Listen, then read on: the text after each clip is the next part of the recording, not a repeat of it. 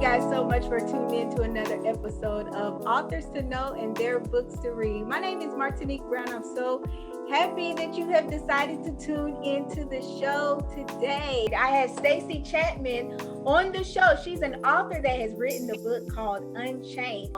So Stacey, why did you even decide to write your book Unchained? What, with me and my life and my life journey, I'll be honest with you, it wasn't something that I woke up and said, I need to write my book. Yeah. It was something that the universe and God said, I need to write my book. And there's a difference. There's a difference between people that are just like, oh, I'm going to write up and write a book. And there's a difference than people that have to be destined to write a book. I didn't want to write my book. Really? No. So how long do you feel like God was telling you to write the book to when you actually wrote the book? Because I know sometimes when God tells us to do things, we're like, look, Jesus, I don't have time. I don't feel like doing it. And we give all these other excuses. Like, how much time in between did you actually say, okay, I'm going to go ahead and do this? Well, as we're going to talk about, I knew the moment that I had experienced a traumatic experience, and I had already, before that, had experienced some things. But when I really went through something very traumatic, God said, you're going to share your journey. So that was like my first instinct. But as the years went on, it was really put in my heart. Mm-hmm. And I could see anybody who knows that they need to do something, they will see the vision of it coming to pass. Okay. So as I was going through things still, God said, you're going to write this book.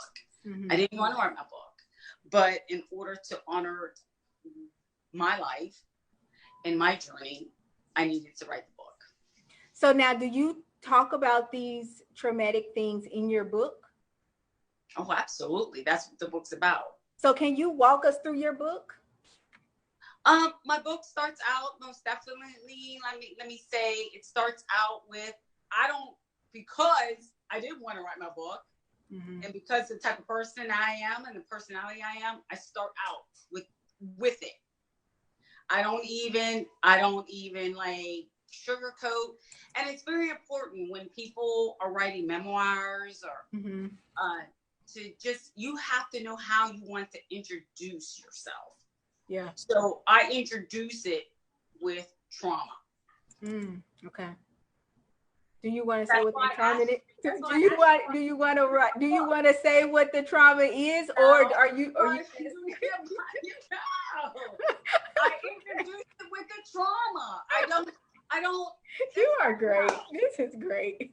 So guys, for us to find out what this trauma is about, that's why you have to go ahead and visit Stacey's website so you can purchase her book. So Stacey, who is this book written for? This book is written for, I'll tell you, this is what I will tell you what this book is written for. People that have dreams, that have aspirations, people that have people surrounding them that don't believe in them. And, we all are vulnerable, mm-hmm. right? And I can tell you my first major trauma, mm-hmm. In which I open my book is I revealed what my dream was. Okay. Mm-hmm. To a devoted family member, the most important family member. And in that, I got thrown to the wolves. Mm-hmm. And I had to survive that. And I was only 17 years old. Mm-hmm. And in that, I had to survive, and I had to make it right. So this book is about anyone who's trying to get their college degree and they're separated from family. This book is about anyone who's trying to lose weight. Okay. Because I've lost 75 pounds in my journey. Congratulations. This book is about anyone that's trying to start a business and trying to, not trying to start a business, because I think it's already embedded in us, but anybody that has a business that's inside them and they want to see it through and they want to start it. So this book is also about that. This book is also about anybody that wants to be inspired, empowered, overcoming divorce, being a parent. It's about anybody that wants to just be inspired, be motivated. Yeah. Because ultimately, regardless of the struggles that we have been through and some of the things that the universe or God will throw at us, it is up to us to pick up that cross and bear it, just like he did. So what does the title mean to you? Why did you call it Unchained? I called it Unchained because everybody has to know what is bounding them. Everybody has to know what is stopping them from succeeding. Everybody has to, if anybody wants to succeed, you need to know what is failing you. That's why all you see all the sayings, failure is part of success. So we all have to look at what is our failures, what is stopping us, what is hindering us. Unchained is really looking at those things and unchaining yourself. Unchaining yourself from the people that surround you, unchaining yourself from, in my situation, domestic violence at the beginning of the book, unchaining myself from negative thinking, unchaining myself from multiple things that can bound us from succeeding. So the reason Unchained is because we all, in order to succeed, we all have to look at what may be bounding us. That's good. That's good. So I know that you actually talk about codependency in your book. What did that actually look like in your relationship? Codependency sometimes can start as a child. And for people that want to read my book, it started when I was a kid. A lot of people that are trying to overcome codependency, it started with trauma, and it started when you maybe were a child and you just take care of other people to the point where you don't take care of yourself first. And you have to learn to set boundaries. And it's an everyday process for me, because there's another question that you asked. It's an everyday process for somebody out there that's listening to me. And if you're struggling with codependency, I know that's everyday decision-making process, because you have to learn to look at yourself first. So for me, it started as a child. I understand. So did that also move into your intimate relationships? Because you do talk about domestic violence, in your book. So was it domestic violence and codependency, or was the codependency, something that you dealt with during the earlier years of growing up? I witnessed codependency early years. As a child at 5 years old or 6 years old, you don't know what that word means. So you might see it. Okay. Yeah. And that's very important. You might see it, but then you normalize it. So with domestic violence, there's a cycle. So you might see it as a child and then normalize it when it happens to you. And then there's codependency. And I also revert back, if anyone's, I give flashbacks to where I saw it as a child. So let me ask you something, because is it your family members that you experienced this with when you were growing up, or was it, your family members, friends, things like that? Because what the question I wanted to ask you is, how do you become comfortable, or do you let your family know in advance that I'm going to talk about this in my book? Do you tell them in advance just to prepare them? Okay, so there was 2 questions there, but I'll answer the latter one. I did, in order to give justice to my family, because they were kind of like a lot of, especially my mother. Okay, I wanted to get, how can I say it? With codependency, with my book, I made sure that I knew that my family were on board with the book. Okay. They didn't know the content. They didn't know what I was writing, because this book wasn't about their permission. That's codependency. If I wanted to be codependent, I would have never written this book. Mm-hmm. Okay, see, here's what codependency is. I went through a lot of trauma, but I'm not going to write my book. Mm-hmm. Being non-codependent is this. Guys, I need to write this book because I've been through a lot of things and I need to help other people. But I promise you, I will write this book in a way that it will honor everyone. Okay. That makes sense. And anyone that's listening to me that wants to write their memoir, there's a way to write your memoir. Don't blame. You gotta sit back and look at the whole process and look at the whole, everything you've been through. So I asked my mother for permission to write this book. And even until its release date, she was like, oh, I don't know what's in it.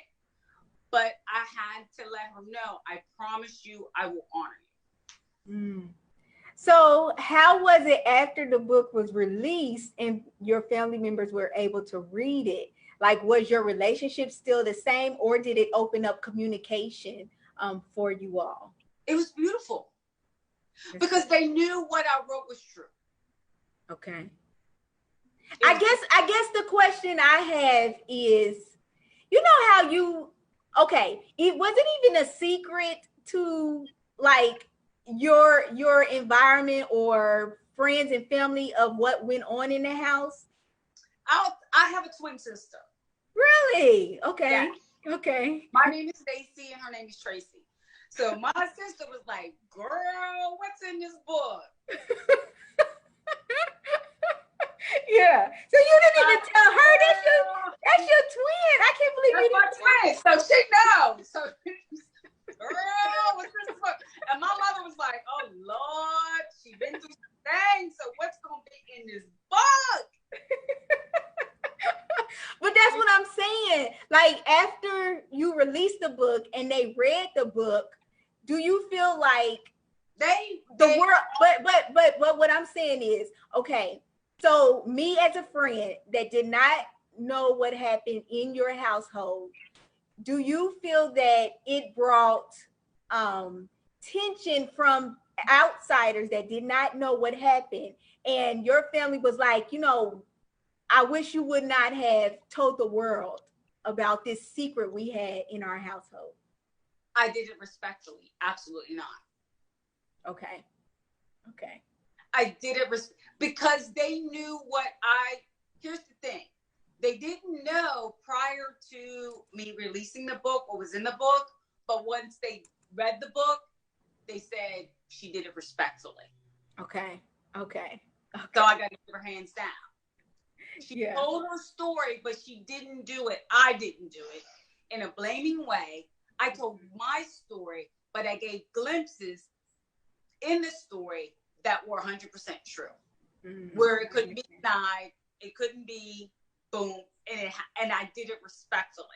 Mm-hmm. And I honored people in my journey. Here's the thing about writing a memoir and writing my memoir, I can only say my memoir, is that before writing my memoir, I had to also come from a compassionate place from where they were sitting. Okay. So that's the difference. When you write a memoir, sometimes, and I also study theater and acting and stuff like that. So you have to study the 360 lens. And that's what makes things very powerful. You can't just say, I was abused and why was I abused? Okay. Mm-hmm. You got to also get underneath maybe why I was abused. Now I'm going to say something in my book that, you don't know, but I knew when my abuser, when I was sexually assaulted, date raped, and I stayed in that relationship, and I was trying to get my college education, when that person multiple times did what he did, I knew that one day he would kill me because his sister was murdered and she was stabbed 27 times. But not by him. But no, his sister was murdered by her fiance. 27 times. So sometimes you gotta sit back, and even as I described the person that hurt me the most, I knew I needed to get underneath that because of what he experienced, his psychological state. You see what I mean? Okay. I guess I'm not understanding the part of why did you think that? Are you saying if you would not have gotten out of that relationship, it would have turned worse to murdering? Okay. Because you got to sometimes think about where a person's psychological state is. You don't necessarily have to. I know I did, and that's when I wrote my book. I have to change names. I had to change names, but at the same time, he had an issue. An abuser has an issue that they're taking out on you, and it's not necessarily your fault. It wasn't necessarily my fault. It wasn't my fault. Okay, so here's where, when I write my book and I talk about my traumatic experience with domestic violence, is that there was something that happened when his sister was murdered by her fiance that triggered something in that family. Got you. I understand. Okay, this is deep.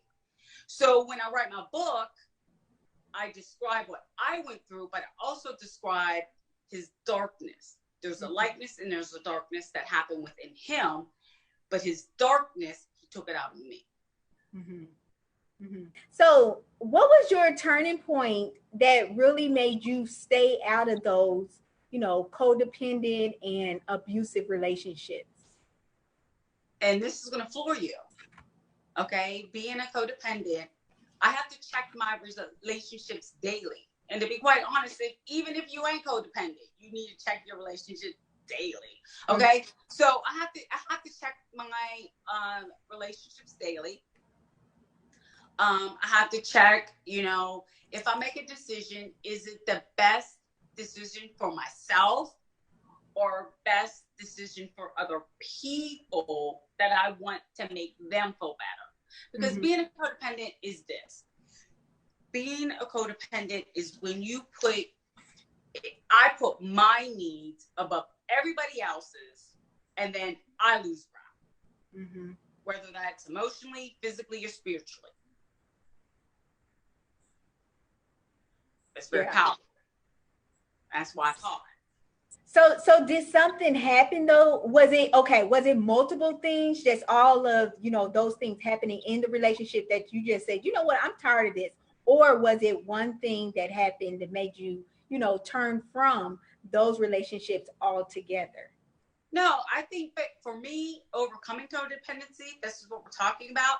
It's for me to always, when I'm in a relationship, to always monitor if it's equal ground or if I'm putting my needs above somebody else's needs, or if they really have my best interest at heart. And that takes time because I've been through a lot of trauma and a lot of things, and you have to read my book. And, my mother, and she's not going to mind you to share because this is my book. My mother was addicted to crack cocaine and I was a parent at the time. And I took my mother on my back at the same time. And she overcame being addicted to crack cocaine. And, at the same time, I had my own needs. So that's when you got to study codependency. And this was in the prime of my life. I had dreams and aspirations, many of them.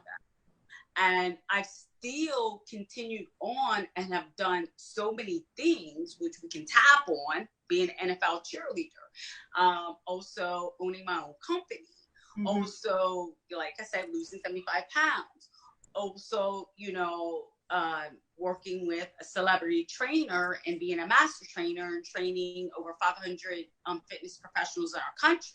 And I did that all the time while putting my mother right here and saying, you're going to overcome being a crack addict. That's what codependency is. Okay, it's very powerful. So codependency means you either take others on while you're trying to achieve, or you take others on and you don't achieve. I made the decision to take others on, and I still make that decision sometimes, and still power through to make sure and to ensure that I am achieving my God-given destiny. Very powerful. Go ahead. Go ahead. But that's what codependency is. And I know a lot of people don't kind of get it. You just got to research it. And it's one of those, I can tell you that's why my subtitle was codependencies, because as a child, I looked at a lot of trauma and I saw it, but as even in my overcoming being a survivor of domestic violence, put it like this: women that stay in a violent situation. Okay, because it's one of your questions.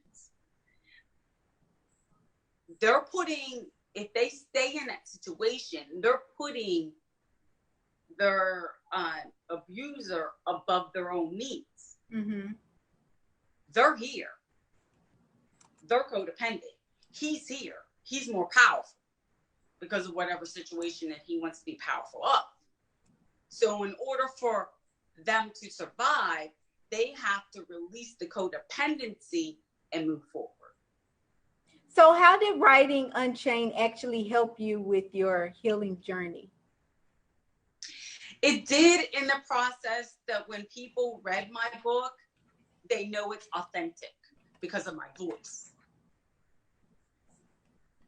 They know that what I'm writing, because the way I've written it and because the power of it, that it's true.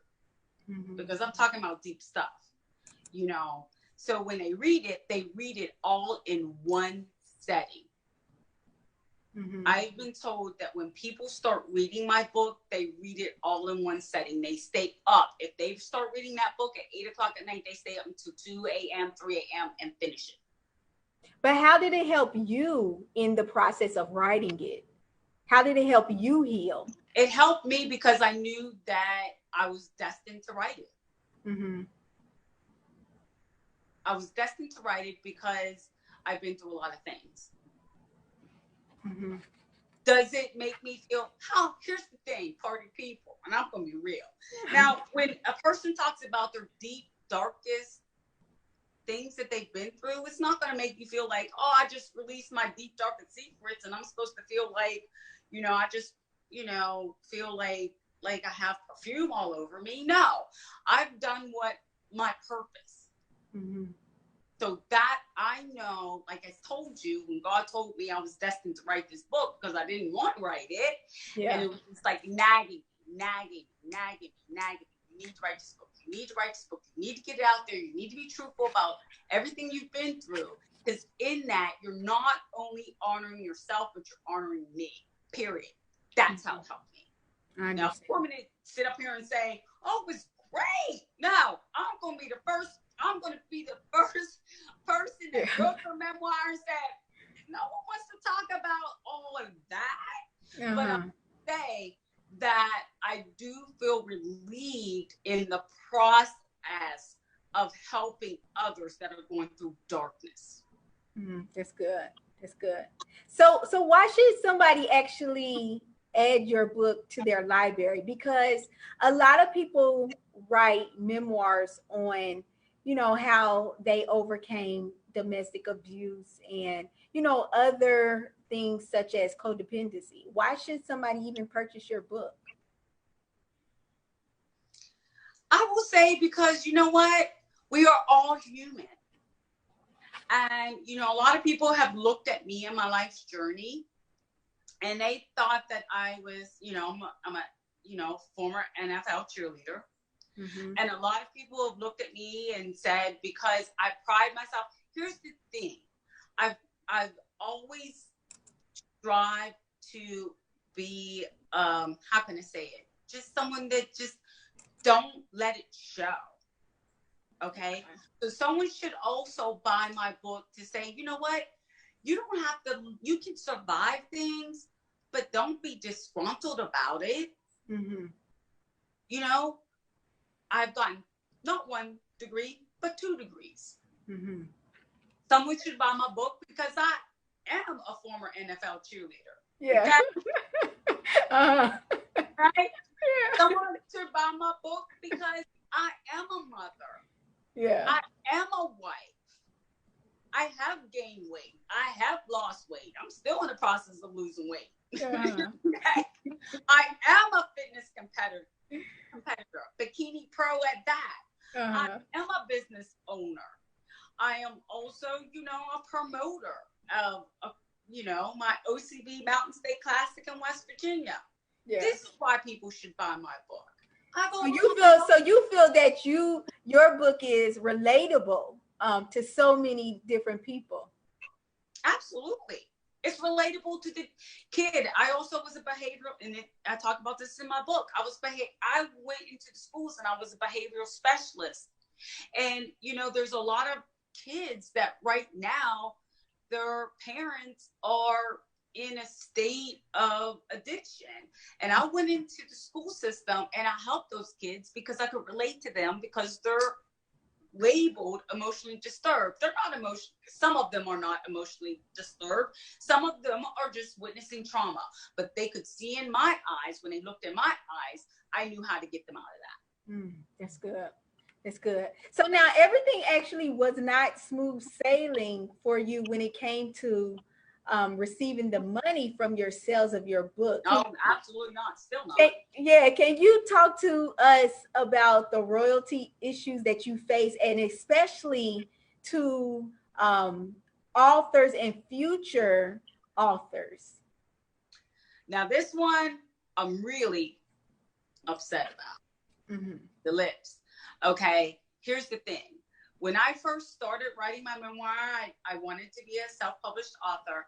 I went to a writer's group in my area, and the president of the writer's group said, you know, you might want to consider, and I'm going to put it out there because I'm getting ready to do some YouTube posts on that, Books A Million Publishing. We all know what Books A Million is. Mm-hmm. Ban Publish. So I went to Ban Publish, and at the time, I bought a package. They gave me a full publishing right.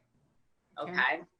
And bring it fast forward, because I don't, you know, want to get in all the intricacies, but bring it fast forward, Ban Publish was only the name. Okay. It was another company called Fast Pencil that was the actual publisher, and Xfinity. Sorry about that. Xfinity published was Fast Pencil and Xfinity published. They came on the scene in 2017 when I bought the package. Since then, there have been 70 complaints with the Better Business Bureau. Mm-hmm. The same time I published my book. None of us have gotten our royalties since then. So should authors that are looking for publishers, are they looking out? Are they, you know, are you saying only look out for the Fast Pencil or the Xfinity, or both? Like, don't work with both, either one of them. Ban Published, Books A Million pulled out last year. Mm-hmm. Okay, that tells you something when Books A Million pulls out. So I got a letter, and Books A Million pulled out. from doing business with them. And I have been in communication with Fast Pencil and Xfinity about my royalties for 2 years. Okay. And I haven't received any. So here's the thing about that I want to, which is sad, because now you asked me an important question. How do I feel about writing my memoir? I feel like on one hand, God told me to write it, but I feel on the other hand that if anybody purchases my book on Amazon, I'm not getting my royalties. I understand. At all. And so can you not pull it from Amazon? I could write Xfinity Fast Pencil to pull it from Amazon, or I could stop the press release from them not doing it. Mm-hmm. But at the same time, what does that do? If people want to purchase my book, they need to purchase from me directly. Okay. Now, I'm telling you something. If you go out there on BBB right now, Better Business Bureau, and look up Fast Pencil, you're going to see 70 complaints since 2017 where people have not gotten paid for writing their book, or, check this out, ordering a book. Okay. And I want to let people know, especially people that want to write their books, be very careful about how you release your book. Now, look, I even went to the person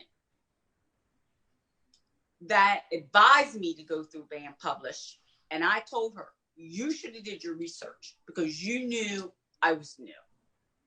You knew that I was a novice in this game, and I didn't know what I was doing. So I also want to let people know that even though I've released my memoir and people are reading it, and if they order it off of Amazon, I have not gotten royalties since the release. Not a dime, not a check. And that's what hurts me the most, because I put my soul out there. Yeah. Yeah. So you guys do not purchase it from Amazon. Okay. Go directly to her website, and I have that link in the description box. So you have you told us a little bit that you are a business owner. Can you let our viewers know a little bit more about your Extreme Fit Studio that you have and the services that you offer? Well, Extreme Fit Studio, I started in 2007 in the recession back then. Mm-hmm. And, it's a great company. I service clients in our community. And as of now, I'm transitioning my company because I work a lot out of Baltimore. Okay. Right now, I manage government gyms. And so I'm transitioning my company, Extreme Fit Studio, with the bodybuilding and Mountain State Classic, the OCB Mountain State Classic, and social media. So I'm available to give fitness demos, motivational speaking, as well as, online personal training, online coaching. And that's why I'm right now with Extreme Fit Studio. Okay. And then in June 13, 2020, it will be our third annual OCB Mountain State Classic in West Virginia. And I'm very proud of that because I am a pro bikini competitor. The sky's the limit for me. I just do things. You know what I mean? Yeah. And, I'm 51 years old. Really? Yes. You look great. Yes. 51. So, I'm looking to get on the stage this year, but also, competing is a great way, and we are a natural competition. Okay. There's a difference between steroids and the difference between natural. So we are a natural competition, meaning everything you take is very natural. Okay. Compete. But, I'm proud to be a promoter for the Mountain State Classic and to start it up in West Virginia. I am the first promoter for the OCB in West Virginia. And I'm very proud of that because I'm a pioneer. Yeah. The Mountain State Classic, that is a bodybuilding competition. Absolutely. Okay. Okay. For you guys that didn't know, because I didn't know either. But that is so good, that you're a host and promoter for them. Why? So, okay, I know that you're saying it's moving, it's also going to be in West Virginia. What other places is it in? Oh, the OCB, anybody that's interested in competing or has competed, the OCB is a natural bodybuilding competition affiliation, and we are national. Okay. You can find it in many states. So if anybody wants to compete in, let's say, Maryland or Illinois or Pennsylvania, Miami, Florida, you can go to the www.ocbonline.com and see those competitions, amateur and pro. And if you're amateur, there's a lot of information, but you can just tag me or send me an email or DM me, and I'll be happy to get you in touch with that promoter or send you messages on how to get started.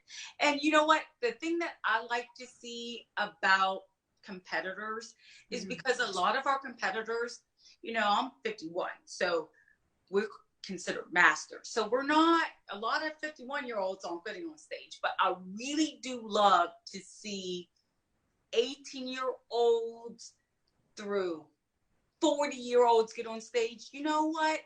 The reason why I started competing is a focus. And in our day and age, there's many things that can get us off focus. Right. So just working on yourself, working on your body, working on your physique, it really does help with a healthy focus. And because our organization is natural, it's a healthy focus. That's good. There's some organizations out there, and I'm not going to give initials, but there's some organizations out there that are steroid, how can I say, pro. So we don't want to do drugs to get that look, but we are a natural organization. So I will say that I love promoting events because we are natural. That's good. That's good. And you know what? Because I don't know that world. I automatically thought that all of them were natural. Oh no, girl. No. I thought, okay, what I honestly thought was, because some of the guys that you see are like ridiculously big. So I thought, they were probably doing something. But I just assumed that like they're tested, or, that they have some type of regulations. Now, Martinique, you did bring up a good point. No. Our organization, the OCB, we do test. We test through a polygraph, and we test through urinalysis. Now, there's other organizations that do not test at all. So a competitor can get on stage and have steroids in the system, meaning they have taken. And here's the thing that I have seen. I have seen someone, like, let's say they have a show 16 weeks out, and they look very normal. Okay. In 8 weeks, they have injected their body, and all of a sudden they look perfect. And that's very real. And if anybody wants to compete, they just need to study and need to know what, organization that they're representing and what they're getting into. Now, for me, I did start in that organization, or an organization that was not tested. And I didn't like it because I knew it wasn't real. I knew that the competitors had to take steroids in order to achieve the look. Okay. I would rather get on stage and be in an organization and not come in as high, but know that I didn't have any steroids or anything in my system. You know what I mean? Yeah. Yeah. And it's very important. Yeah. And if you guys are actually interested in contacting Stacey, make sure you visit her Facebook page and her websites, and also her Instagram page. She can be reached from any of those methods there. Stacey, thank you so much for being on the show. I appreciate that. I appreciate it too. It was good. It was good. Very open and honest conversation. Absolutely. Well, thank you very much. You're welcome. And thank you all for taking time to watch another episode of Authors to Know and Their Books to Read. Make sure you go ahead and visit our Facebook pages again, and like and follow them, and follow our Instagram channels. And on my YouTube channel, make sure that you subscribe. If you enjoy any of the shows that I produce, I would love for you to visit my GoFundMe page as well as my PayPal link, and you can give a financial gift of any amount. That would be such a blessing. I hope you guys have a great night, and I will talk to you all later. Bye-bye.